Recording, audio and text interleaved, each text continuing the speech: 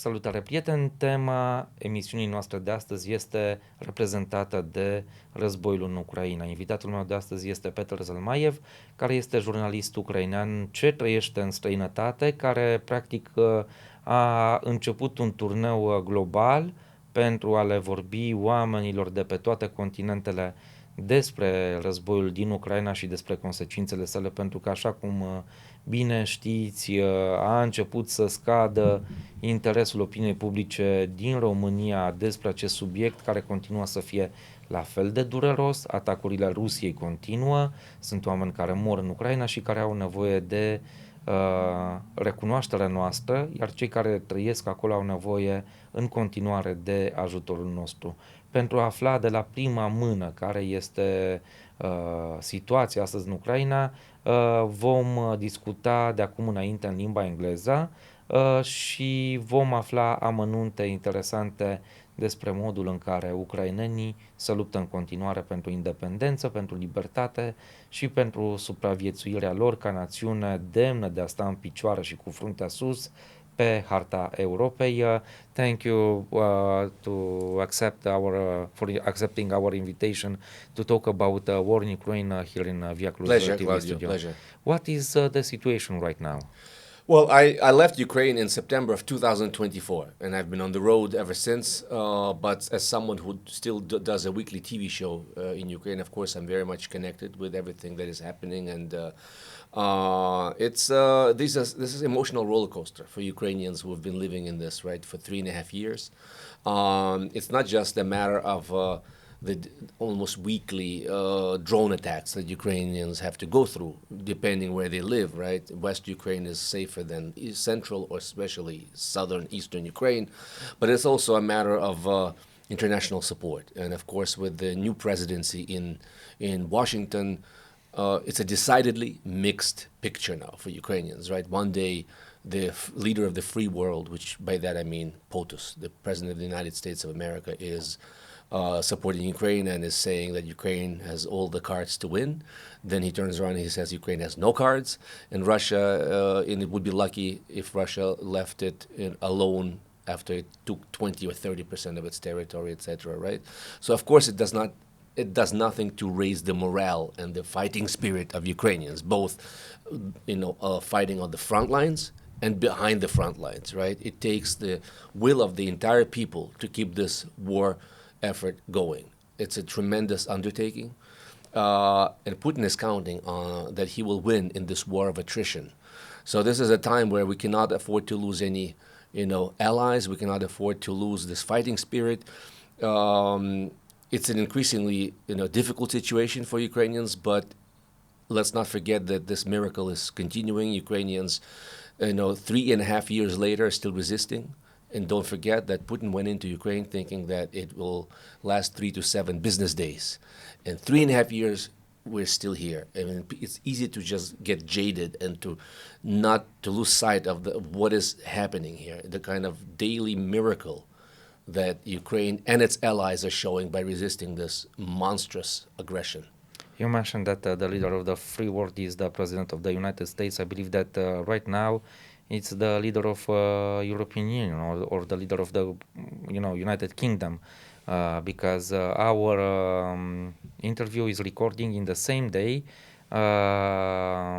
when that guys from Washington announced that a part of American troops from Romania will be withdrawn. So they will leave Romania. They will leave the vicinity, the proximity of the Ukrainian front. And also you mentioned that Ukraine is enduring drone attacks, but also Ukrainian people is enduring rocket, missiles attacks. Also, the offensive war of the Russian field army, because they are keeping in Ukraine their tanks, their soldiers. They are still committing war crimes against Ukrainians. I believe that is the picture right now. But Ukraine is still resisting. How? how this happened? Well, let me How first can explain? let me first comment. Well, let's start with the last portion of your question. You know, once again, yes, it takes a miracle. On some level, it's esoteric, right? At some level, what does it take for people to rise up and to resist someone who before many people did not make even a distinction. In some parts of Ukraine, Russian, Ukrainian was not much of a distinction, right? We had sort of this spectrum of this identity, right? People in Western Ukraine felt much more of this identity, right? Versus people from where I'm from. I'm from Donetsk. I grew up Russian speaker, right? Yeah, But all of a sudden... a transitional dialect between Russian and Ukrainian. Yes. Surgi. Surgi. Yeah. All of a sudden, when this war of aggression happened, I traveled through Ukraine by car, by truck, and I had tears in my eyes the whole time because I never witnessed this sort of national uprising to defend their identity. Even if Putin believes that Ukrainians are and Russians are one people, I saw something altogether different. And you know what? What helped concentrate Ukrainian minds about the national issue was precisely Vladimir Putin. People have called him as the architect of Ukrainian identity, as kind of maybe as crazy and maybe as politically incorrect as it sounds. Putin did a lot to raise this sort of awareness through his aggressive actions. Of course, it has taken the concerted efforts of Western countries and in the example of the United States, of course, to allow Ukraine to last as long as it has. Without the Western support, we would not have been here.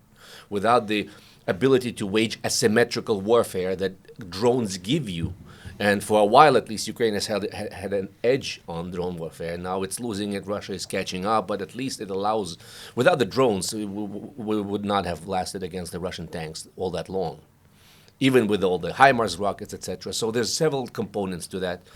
But it's also something that Ukrainians are very sincere about fighting for the idea of an open society. It may not be as open as I wish it was. We were seeing a global retrenchment of democracy, right? So we don't know how Ukraine will come out of this war.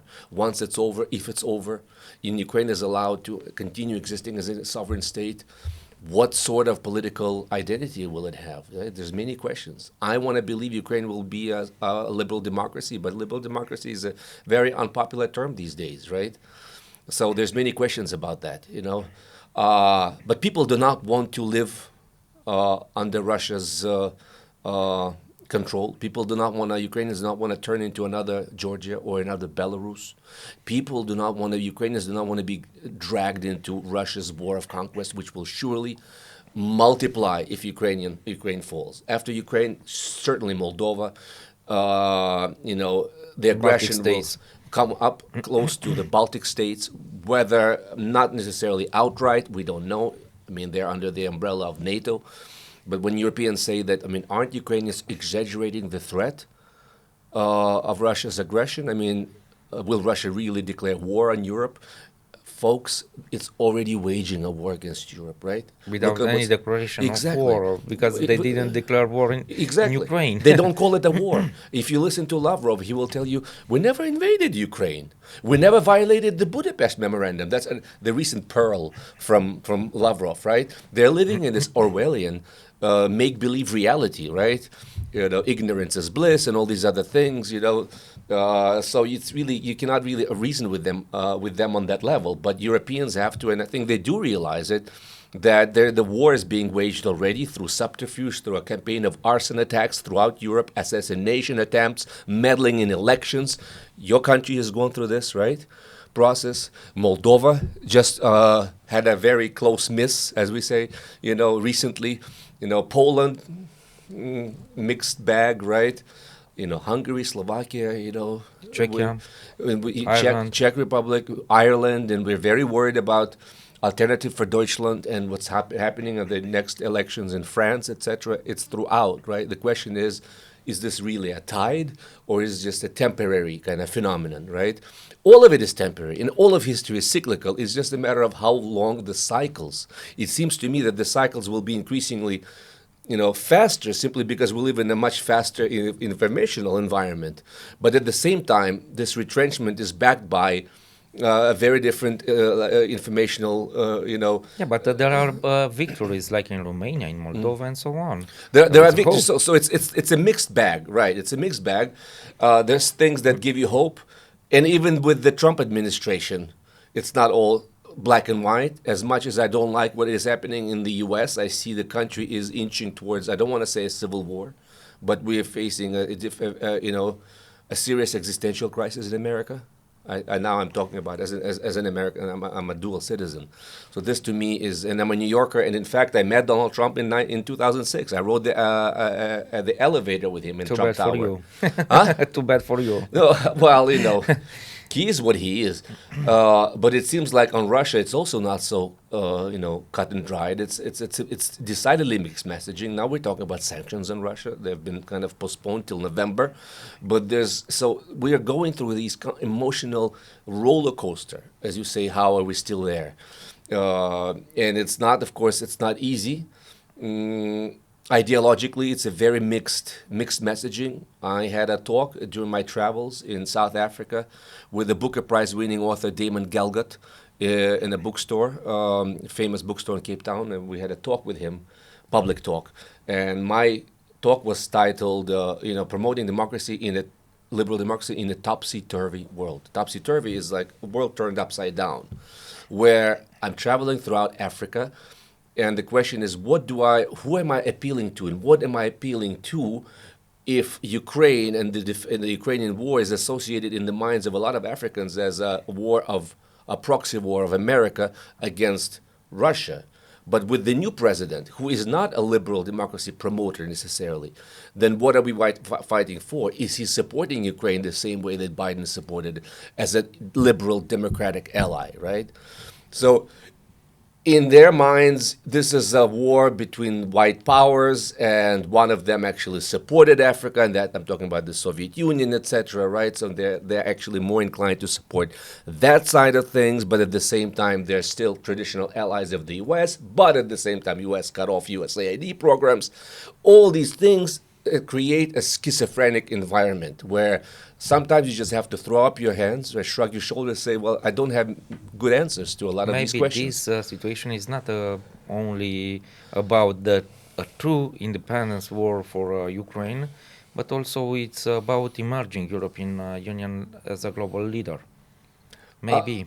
Because as I told you, in my opinion, the leader of the free world is not anymore in Washington, but in Brussels or in London. But as like you mentioned it, and actually thank you for reminding me and bringing this back, because there was a piece in the New York Times just about that, how Keith Starber and Emmanuel Macron, they've taken the lead on the Ukraine war issue, and they've made all the right noises, they've made all the right statements, and they're actually ready, seems like, to back their words with actions. They're considering some peacekeeping, force. They're already talking about boots on the ground at some point in the future. At Also, the same he time, offered the nuclear umbrella over Exactly. At the same time, they remain historically unpopular, lame ducks in their respective countries. Someone like Putin and someone like Trump, frankly, looks in them and has no respect for them, because France has undergone 5 prime ministers, right? It's gone through 5 prime ministers in the last 5 years. How many prime ministers has Britain gone through in the last 10 years, right? The turnover is such that there's no stability, and therefore there's no continuity in policy making. And Russia is just waiting. The partisans of the European project in Britain were defeated by Russia because the British people choose Brexit. And Nigel Farage, one of the architects of Brexit, as once again, referring to the New York Times, a long read about Nigel Farage, who all of a sudden people are not ruling out the possibility of him becoming the next prime minister. Think about that, right? Yep. So the thing is, European Union is facing significant collective action problems when it comes to its leadership. Because, like Kissinger, you remember the old adage Kissinger said, when I want to call Washington, I know who to dial, right? When I want to call Europe, who do I call, right? There's no country called Europe. It's a loose confederation of states, right? That has Actually, its it's own... a mixed character, because in some, domains, there is a confederation. In some other domains, it is a federation. In some other domains, it's an international organization. But things are changing because of this war. The European Union started to search for more unity, for more cohesion, and to develop common projects in the fields who were not at the beginning of this war on European agenda. For example, developing a European army, or to develop collective, public procurements for supplying European armies, and so on. But how much unity can you have on any given issue when both NATO and EU run on this consensus-based politics, meaning a country like Hungary can block any sort of additional financing of Ukraine. That's why and it has done. The European... and the EU does not have the mechanism to even punish them. Not yet. They haven't even suspended its voting rights, let alone suspended its membership. As long as that remains, it's like you call rotten apples. They will the one rotten apple will lead to the rotting of all these other apples. You have Slovakia, you have Hungary. Unless you're able to address this, and punish and keep them in line, this is not going to be a tight ship. It's not going to be sufficient to be that leader, especially in times of war when you need that sort of discipline and this hierarchy. And Russia is actually showing. Look at the company Russia keeps: North Korea, China, Iran. There's no problems with discipline there, right?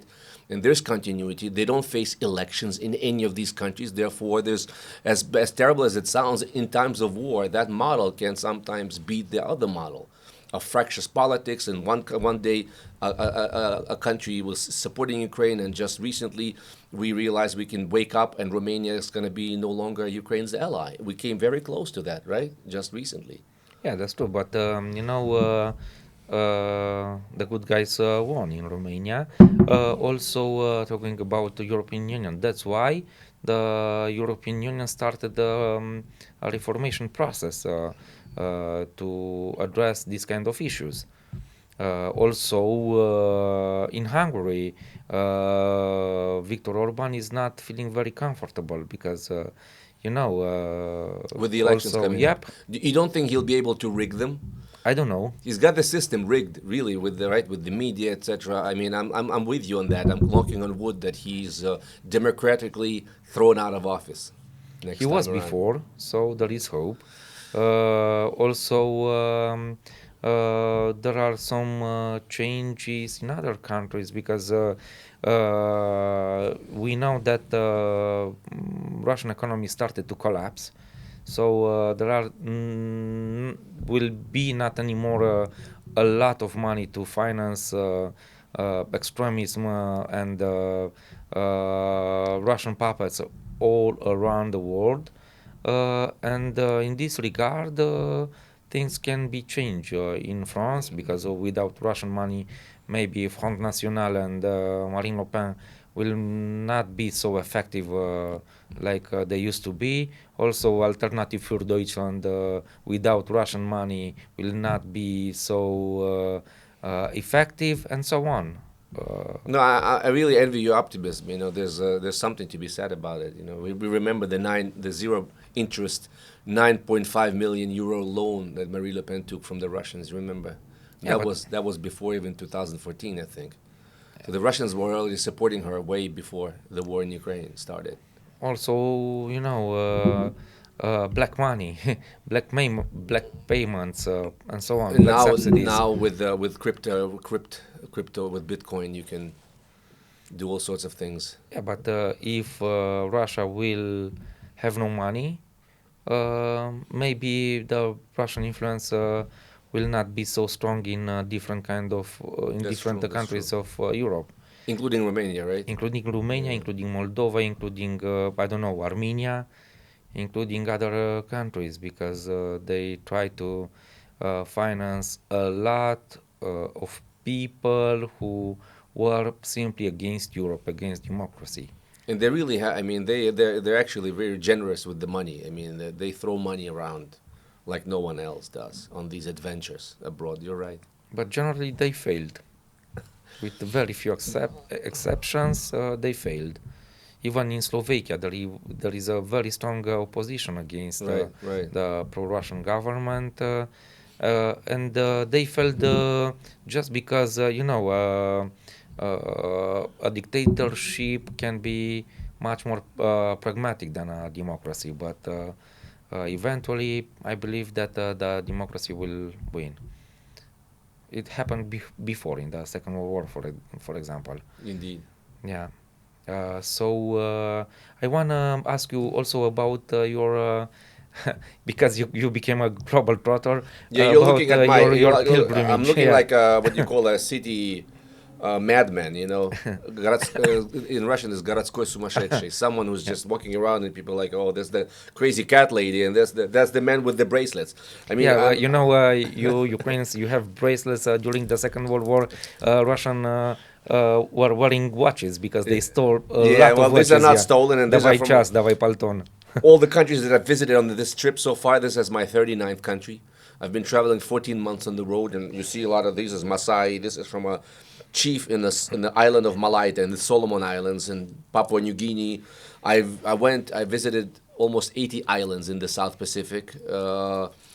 And I talked on national TV of remote kingdom of Tonga or Fiji or Samoa, but not only that, I talked to taxi drivers, I talked to the gatherings of elders in remote villages. What struck me throughout these travels is that people are, anywhere you go, people are very much aware of what is happening. For the most part, even in Africa, where Russian narratives are strong and the old Soviet era anti-apartheid ties are strong, including with the ANC, South Africa, you know, the human story of David versus Goliath struggle in all these countries, especially the South Pacific, are very religious after the missionaries, etc., Mormons, Jehovah's Witnesses.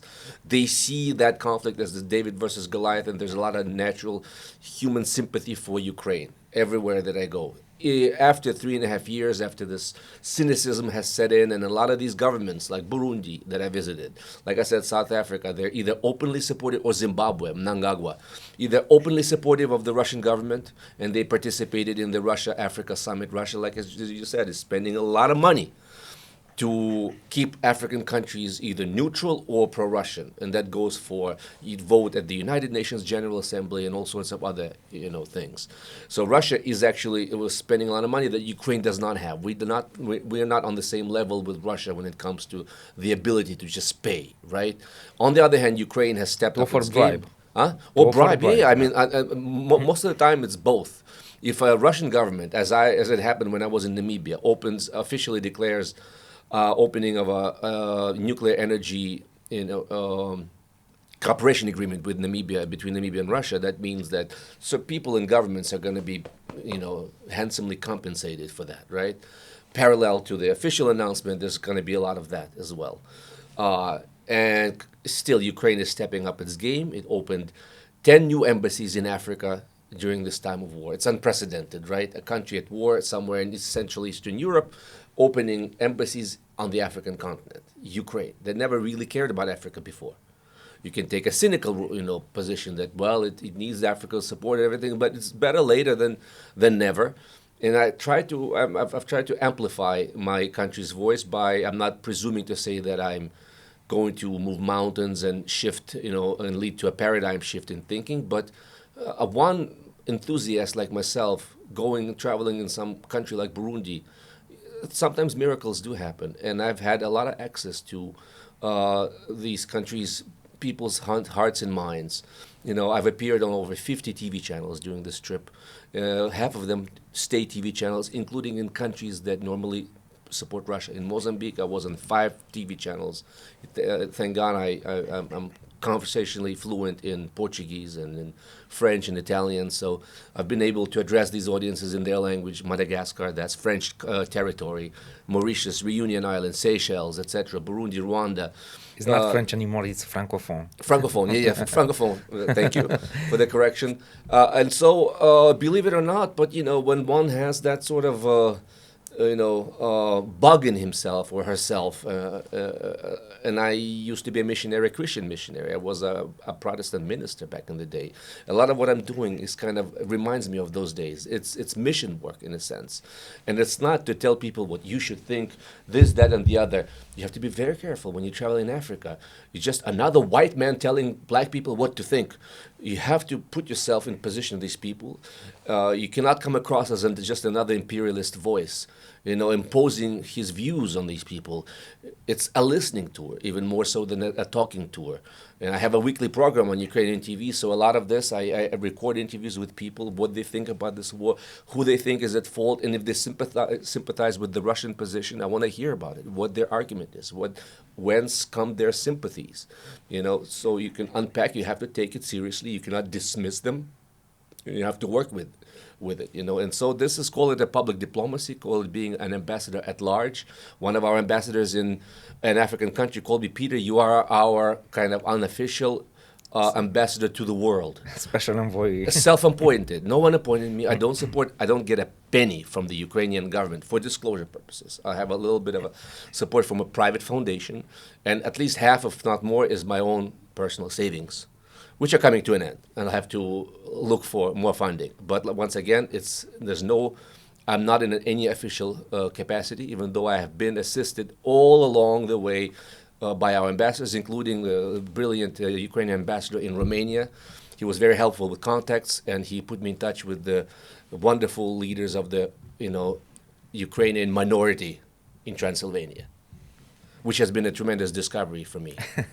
Yeah, there is a very, very nice Ukrainian community, historically located in Pennsylvania, Maramureș, and Bukovina. Right. They are very nice people. They are very esteemed. They are very appreciated in Romania, and they are very good citizens of Romania. In the same way that Romanian community from Ukraine, it's a part of the Ukrainian nation. They are very loyal citizens of Ukraine. Thank you very much for your presence here, and good luck. Thank you. Ďakujem. Ďakujem. Dragi prieteni, vă mulțumesc și vouă. Ne vedem pe net.